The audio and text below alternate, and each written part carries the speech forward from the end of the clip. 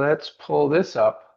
Pow, pow, here I am. Hey, everybody. How's everybody doing today? It is a cold and frigid Tuesday afternoon today.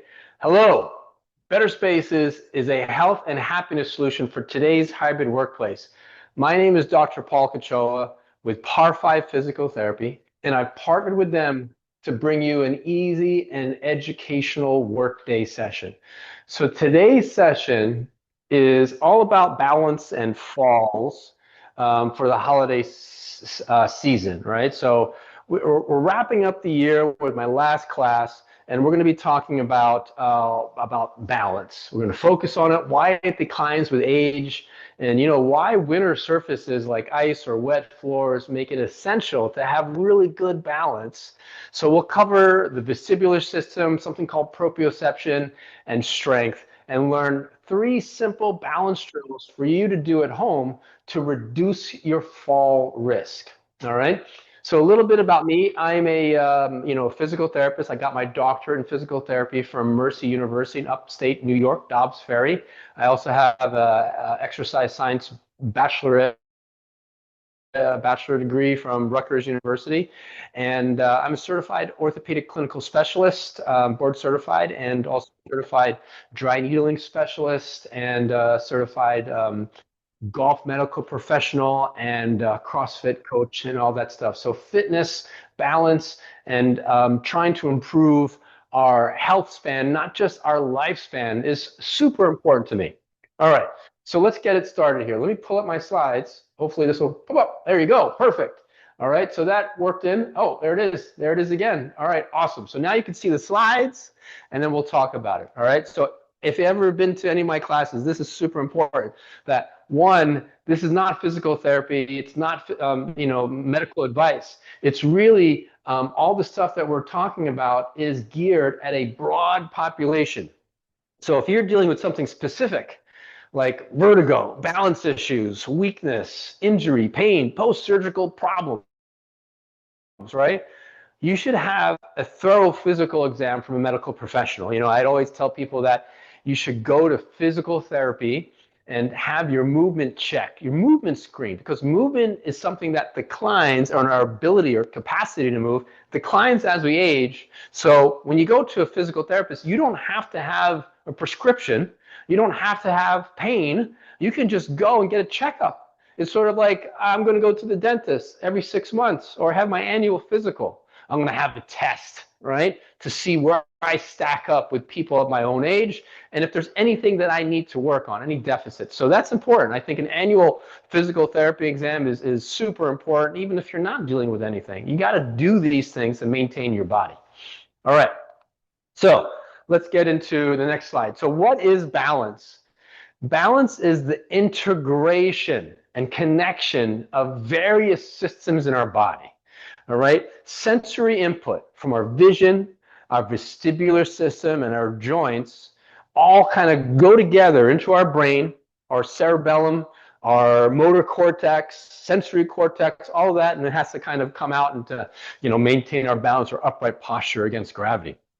So that also involves strength and joint stability, right? Neuromuscular control, meaning like, hey, do I have the coordination to do what I'm supposed to do? Like I'm flipping my hand back and forth. This is a simple thing, but I've seen people that have a hard time doing these things and patting their head and rubbing their stomach at the same time. That coordination, sometimes that neuromuscular control is a little bit dysfunctional. And also, alignment, like where is your center? Where do you feel your center is? A lot of times people feel, and our body adapts to the positions we put it in. So sometimes people feel like, when they're like this, oh, I'm straight, I'm hanging out straight, I'm as straight as I can make myself. But really, if we go stand up with our back against the wall, hips, shoulders, head touching the wall, that's our vertical reference point. And you should feel comfortable being in that position. Oftentimes, I find a lot of clients that come in to see me have a really hard time just getting straight and feeling that they can maintain that position. All right, so let's do a deeper dive. Vision, right? Vision, our eyes goes in, and then everything that we see, what's horizontal, what's up, what's down. Vision plays a big role in our sense of balance. Sometimes when our vision doesn't match with our proprioception or our vestibular system, we'll talk about that in a second, these two things have to match. If I see something moving and I'm still, sometimes if you're sitting in the car or sitting on a train and the car next to you starts to move or the train next to you starts to move, your brain sees your vision, your eyes see movement, but your brain doesn't sense movement. It senses that you're still. So oftentimes you'll feel like, hey, you know what, I'm moving, and then that disconnect between your inner ear nerves and your vision nerves and how that integrates into your brain may cause a little bit of vertigo or imbalance or sensation of imbalance. So vision is important. And you'll see later when we do these drills and we take away vision, you close your eyes, that kind of ups the ante on all the other two systems that maintain your balance. All right. So the next system is what we call the vestibular system. So the vestibular system right here is what's inside your ear. Let me pull up and see if I can go really tight into this. There you go. Transition. Oh, that's really fun, fancy. But anyway, it's a part inside the inner ear, behind the eardrum. And you have these semicircular canals, right? And they're all in different planes. We got up, we got sideways, we got diagonal. And these are filled with fluid, and they have sensory organs at the base of them, and especially through this little cochlea, this little snail shell type of thing, that sense movement and position, and that goes into the vestibular nerve, vestibulocochlear nerve there, that goes to your brain and tells you, hey, are you moving, and are you upright? All right, back to this, right? So the fluid in there and the organs give us our sense of velocity, turning. Are we moving our head? Are we upright? Are we sideways or whatever? And this is one of the systems that can produce what we call benign paroxysmal positional vertigo, which is also known as BPPV. Vertigo, dizziness, is completely different than imbalance. A lot of times, BPPV, vertigo, is a sharp, sudden onset of room-spinning dizziness, and immediately you lie down. Different than, say, general vertigo, or we have motion sensitivity, or subpathological balance issues, right? It doesn't have to be full-blown vertigo. You just feel like, oh, you know what? I feel a little bit woozy when I'm riding on a train or a car or a plane, or when I'm standing and then I'm walking around in a dark room or whatever. It's subclinical, meaning like, all right, it's not enough, that it's not severe enough to knock me off feet and create this room spinning dizziness, but there's something. And a lot of times people that have vertigo, BPPV, with a rapid onset, it can get fixed really easily. You don't have any vertigo, you don't have any BPP imbalance or motion sensitive issue with this vestibular system. It changes the way that you move, and you don't want to turn your head and just kind of move like this because you don't want to create that dizziness, and that creates that residual motion sensitivity, and people just get really stiff and then have poor balance afterwards because of the other stuff. We have this proprioception system, right? It's the feedback loop of the nerves that are in the joints, in the skin, in the muscle, that basically tell you, let's kind of transition there, that tell you, see, I got to do this, that tell you that, hey, you know what, I've got a position in my body where my leg is extended or straight or bent, the muscle's flexed or relaxed, and that gives you this feedback into your brain that tells you, hey, you know what, this is the position of my limb, of my foot, my finger, and I know that my fingers are straight and some of them are bent without me looking at it, right? So it's sort of proprioception. And that's important for balance too, in terms of correcting where we are in space. Okay, and then let's go back to this. All of this connects together, right? The vestibular system, the visual system, and the proprioceptive system goes into the central nervous system, and basically, essentially at the base of it, controls the coordination of your eye and postural control, right? If there's a difference between these two things here, posture control by your muscles and the control of eye movement, then we get issues of imbalance and dysfunction. So real simple, you could even just kind of look, if you're looking or reading something, if you're watching TV, you know, or your brain knows, your central nervous system knows that I need to look at this thing, I'm reading, I'm tracking, but then if I turn my head, I can still look at you. I can turn my head the other way and I'm still looking at you. Reflexively, the muscles in the eye contract in the opposite direction of your head turn, right? That's something you don't think about. So if I start to tilt my head, my eyes have to adjust. If I rotate or go up and down, the muscles of my inside the eye coordinate with my vestibular system to give me a steady gaze. Like I can look at something without losing contact or visual contact with that. And then we have the postural muscles. You know, not only do you have to have good vision, proprioception, and vestibular control, but you have to have muscles that are strong enough to hold you against gravity. Muscles around the hips, knees, ankles, and core. They basically help to keep you upright against gravity, and they respond in shifts to movement. So the nerves that connect your brain to these muscles and the muscles need to contract quickly to be able to create changes in your posture from one position to another when you're trying to correct your alignment. So we know as we age, we lose muscle. It's called sarcopenia. And the joints become stiff because we start to move less. So this reduces your ability to react quickly to balance challenges. Good posture and joint mobility, they're essential. They're essential for proper weight distribution and balance. So if you're dealing with spinal degeneration, arthritis, tight muscles, all of that can lead to compensatory movement patterns that shift your center of gravity improperly, all right? So then here, the human nervous system, all right? This is our neuromuscular system, how our nerves function efficiently. And again, nerve conduction, the signal from one part of our body to our brain, that nerve conduction slows with age, right? We start to move slower. We register things slower. There's a delay. And that also adds to decreased balance. All right, so let's talk about exercise. Now, regular exercise is really important. It's integral to helping maintain strength, coordination, and your proprioception. So with age, many individuals become less active. That whole accelerates this decline to decrepitude, and all the components that we talked about with balance, all of that is less and less efficient. All right, so before we talk about balance, we need to talk about strategies. How do we maintain our balance? All right.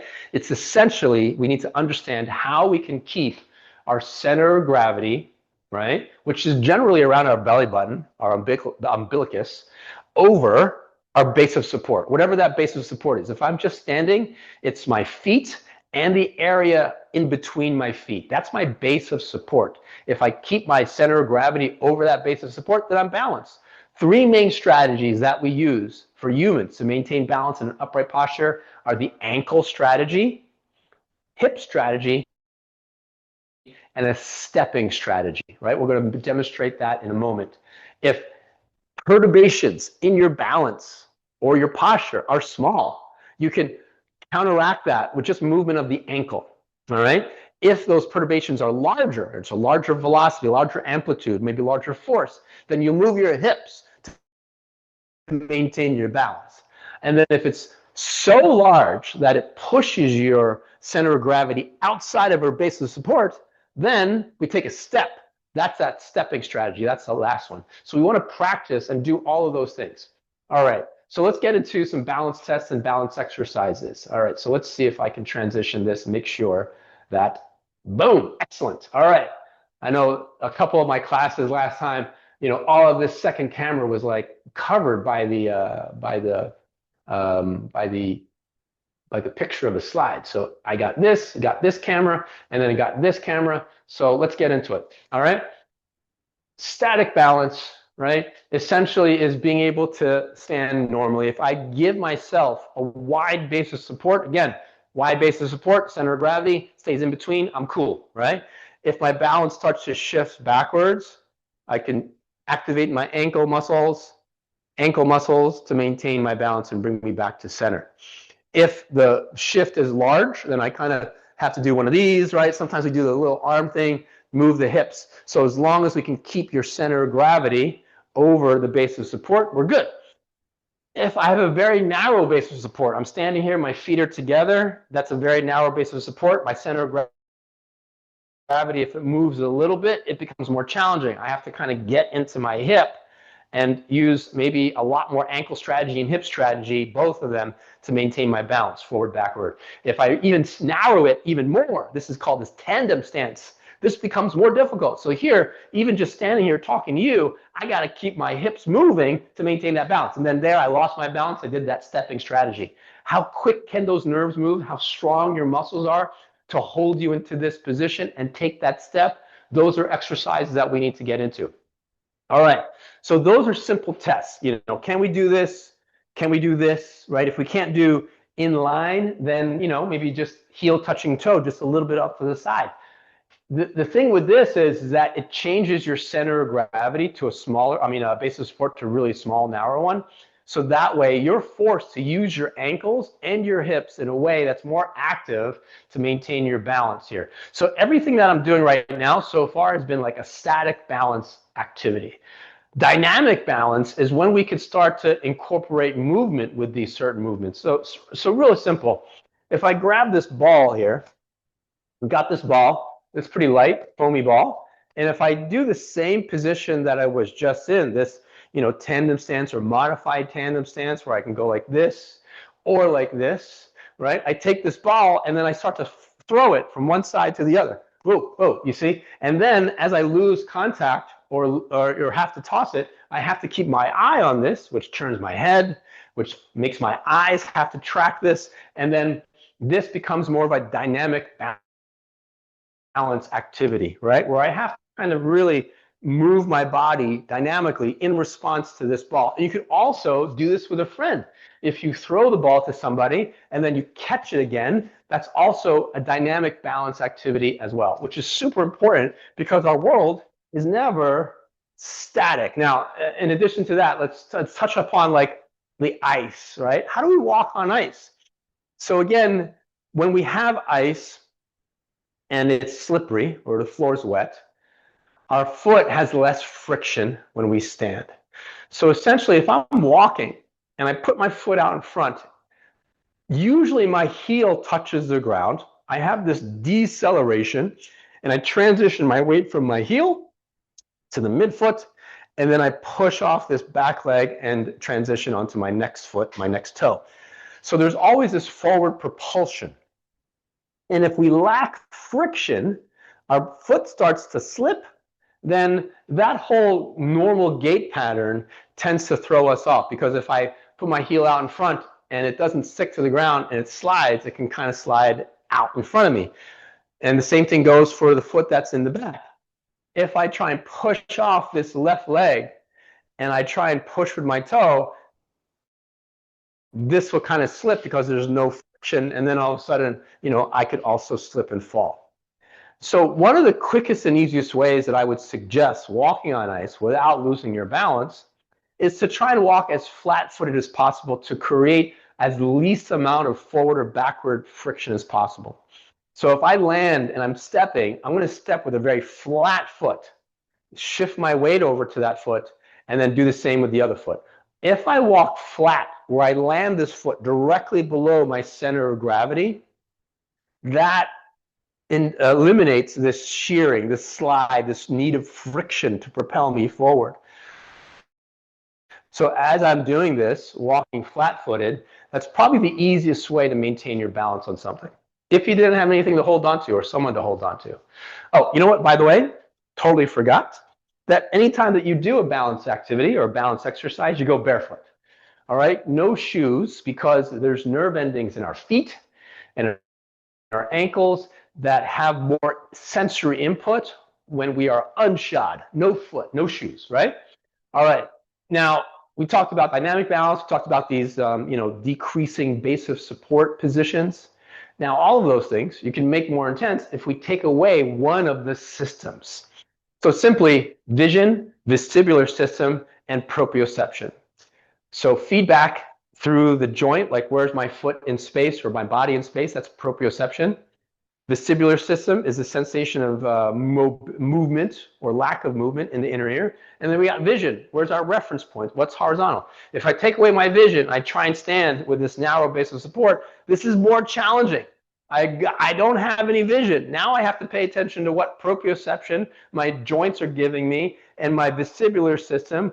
Now I don't have any vision, so I got two of the three, and then I got to maintain my balance. I got to do a stepping strategy there. Now, we could also up the ante by taking away proprioception by going on some type of surface that's not firm. This blue foam here is a very soft foam. And then at home, you could use like a couch cushion or something to replicate the same sensation. But this is not a stable surface, right? So if I can stand here, you can start with your eyes open. I'm taking away a little bit of proprioception. I still have my vestibular system. I still have my vision. Now I've got two of the three things working. Vision, vestibular system, proprioception, I'm getting like weird feedback because this thing is not flat, it's not firm.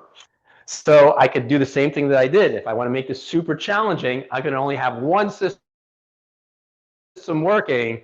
If I'm here, I can't have my proprioception because this surface is not firm. If I close my eyes, the only thing that's working is my vestibular system, and that's working overtime here to maintain my balance. This is a static balance exercise on a foam, which is super challenging with the eyes closed. No vision, that also makes things difficult. Now, here we go. This is another technique or another thing that I use in the clinic. It's just a foam roll, but it's half a foam roll. You probably have seen things in the sporting goods stores. They're usually about 3 feet long. Also have one that's like 1 foot long. But basically this half foam roll gives us options and other types of ways to challenge our balance. So if I go here and I just stand on top of it, the surface is a little soft and it's not flat. So then I have to really use my ankles, my ankle strategy to maintain my balance. And then here I'm using my hip strategy in combination of that. And you can imagine if I close my eyes, take away my vision, I don't have any proprioception because this thing is not flat and stable. I have to work really hard to maintain my balance. I can increase the intensity by changing this to the flat side up and simply stepping on this. And now you have to kind of be really careful and being able to feel where my ankle needs to move. So here you can see it's plain to see how my ankle is moving, and this is normal. A lot of times I go with exercises and I do these things with patients, and they're saying, "Hey, I'm really shaky. I'm not steady." Well, yeah, if you were steady, then A, you would have world-class balance like a ballet dancer, and two, you'd probably fall over. So you want to make these movements with the ankle and let our body do what it needs to do. So these quick little motions that we're doing here are important. So this half foam roll or the blue foam, these are things that you could kind of incorporate in your daily activities. Now, balance is a skill that if you do not practice it, you will lose it, okay? So it's like a use it or lose it thing. And then you could also just kind of play around with stepping forward, stepping backwards, standing on 1 foot momentarily to kind of maintain your balance. A lot of balance is just play. And if you think about when if you see a child, a toddler or an infant, someone who's like maybe 10 months old, 11 months old, and is just learning to walk, a lot of the way that they learn how to be upright and walk is just through play. And as we age, we lose that ability. We lose that skill and joy of playing, right? What's the saying? How's that saying go? Is you don't get old because you stop playing. You stop playing and then you get old, or something like that, right? If you stop playing, you get old, right? It's not because you get old you stop playing. I think that's the way it goes. So those are a couple of things, changing the surface that you're on, changing the surface that you're on, changing the vision, whatever, and then changing the activity so that you're kind of like dynamically having to respond to something like bouncing a ball or throwing things or stuff like that, throwing and catching. So that's it for our balance activities, right? To kind of make us go through our holiday season here. and making sure that you're totally safe and you avoid falling, because falling is not good. All right. So I'm going to give it the 30-second countdown here, giving you the opportunity to type in any questions that you have in the chat box there. And otherwise, I will close it all up. So hopefully it was a little bit better to see the camera. I was able to kind of transition and make all this work really well. All right, well, anyway, thank you for joining me today. You can look for this session and many more on demand on any of the Better Spaces apps and the website. I'll be back Tuesday in the new year, January 6th, 2026. And the class is going to be on winter mobility reset, how to undo the stiffness of sitting, shoveling, and stress. We're going to kick off 2026 by restoring the mobility that winter takes away. The class is going to teach simple, effective mobility drills to loosen the hips, spine, and shoulders so you can move better, feel lighter, and reduce everyday aches from sitting, shoveling, or cold weather tension.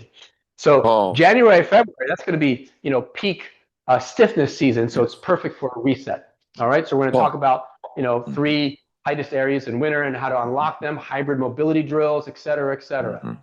All right. Paul, can you hear me? I can hear you. This is Wesley. I've got